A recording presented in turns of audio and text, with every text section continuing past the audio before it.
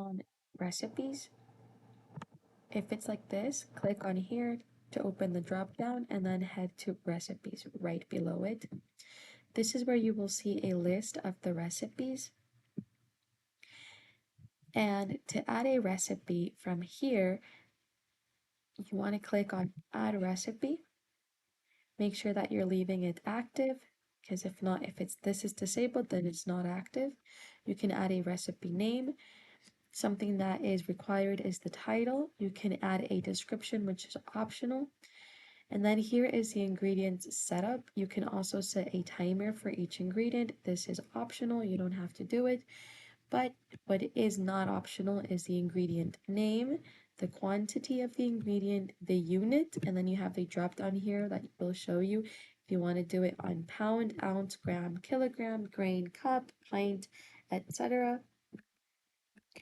Right over here, you can modify the cost, and you can also add if there is a substitutable for it.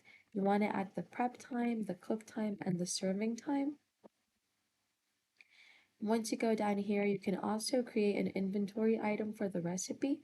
Make sure that you're clicking on the option to enable this. And then here you will add the cooking instructions. You can copy and paste this from somewhere else.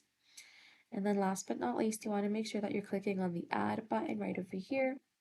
Once this is added, you will see the recipe added right over here on this list, and then you can search by name for them. You can also filter them by status, which would be active or inactive, or type, which will be a meal, an add-on, or a topping. You can also edit them accordingly by clicking on the edit button next to the recipe. You can also delete them by clicking on the delete option. A very important thing to know is if you go to the menus and then the menu builder, the recipes that you're seeing over on your back office recipes section, which are these, are exactly the same ones that you will see on the menu builder when you click on items.